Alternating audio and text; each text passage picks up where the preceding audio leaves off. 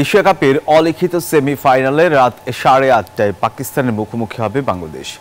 ভারতের বিপক্ষে ম্যাচ শেষ হওয়ার 20 ঘন্টার মধ্যে আবারও মাঠে নামতে হচ্ছে টাইগারদের।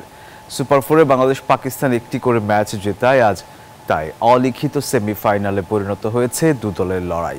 শেষ 4-এ 2 ম্যাচ জিতে এরই মধ্যে শিরোপার মঞ্চে পৌঁছে গেছে ভারত। ফাইনালে তাদের প্রতিপক্ষ হতে হলে পাকিস্তানকে হারাতেই হবে বাংলাদেশকে। এই ম্যাচের আগে ঘরের মাঠে সিরিজ জয় আত্মবিশ্বাস দেবে লিটন তাসকিনদের। এছাড়াও 2016 ও 18 সালে পাকিস্তানকে হারিয়ে ফাইনালে উঠেছিল টাইগাররা।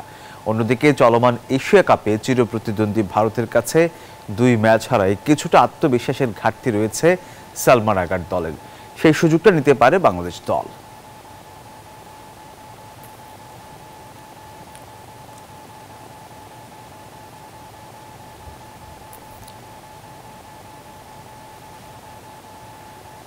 দর্শক, এশিয়া কাপ নিয়ে আরো জানাতে সংযুক্ত আরব আমিরাত থেকে যুক্ত হচ্ছেন সহকর্মী শুভ দেবনাথ।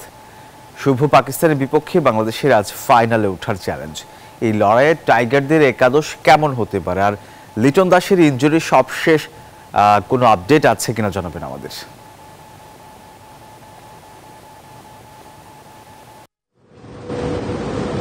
ধন্যবাদ সোহাগ, আপনাকে শুভ সকাল। বাংলাদেশ দল গতকাল রাতে গভীর রাতে ম্যাচ শেষ করেছে এবং সে কারণে কিন্তু তাদের টিম ম্যানেজমেন্টরা এখনও সেভাবে পরিকল্পনা সাজাতে পারেনি। যতদূর আমরা জানতে পেরেছি এই দলে শেখ মাহেদির সঙ্গে কিন্তু সোহানেরও কিন্তু ফেরার একটি সম্ভাবনা আছে এবং এরই মধ্যে সমালোচনা শুরু হয়েছে কেন নুরুল হাসান সোহানকে ক্যাপ্টেনের দায়িত্ব দেওয়া হলো না। তার ক্যাপ্টেন্সি করার অভিজ্ঞতা ছিল, তারপরে তাকে কেন না জাকেরকে কেন দেওয়া হলো। জাকের ক্যাপ্টেন না গতকাল ম্যাচ শেষে মিনহাজুর রহমান নান্নু যেটি জানিয়েছেন যে যাকে শুরু থেকে কিন্তু সে ম্যাচে ছিল না এবং সে ম্যাচটি পরিচালনা করতে পারেনি। যদি ম্যাচটা ঠিকমতো পরিচালনা করতে পারতো তাহলে ফলাফলটা অন্যরকম হতে পারতো।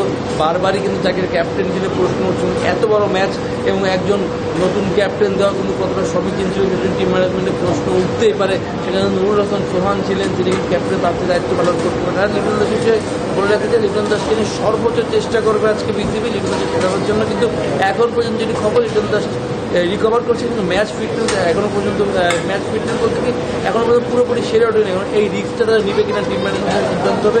আর কিছুক্ষণ পরে যে লিটন দাস খেলা হয় একাদশে, তাহলে স্কোরটা একরকম হবে, আর লিটন দাস না খেললে কিন্তু স্কোরটা অন্যরকম হবে। তবে দর্শকরা যখন মাঠ থেকে বিদায় নিচ্ছিলেন তখন কিন্তু একই কথা উঠছিল বারবার, সেটি দর্শকদের কাছে একটি দেওয়া কেন ক্যাপ্টেনকে এমন পরিবর্তন।